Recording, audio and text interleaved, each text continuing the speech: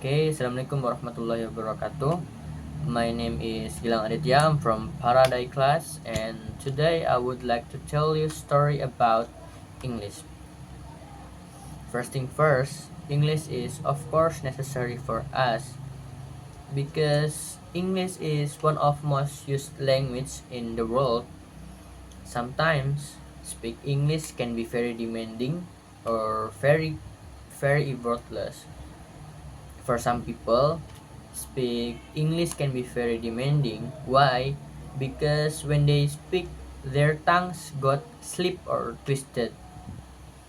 And for some people also, speak English can be very effortless because they got incredible miracle to speak effortless than other people.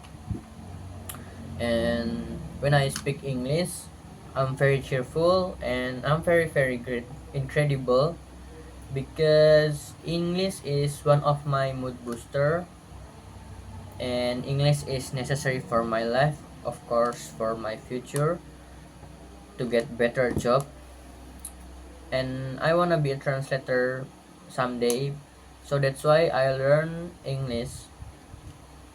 And when you learn English or when you learn the other language, don't be stressful, you must be cheerful and you must be calm.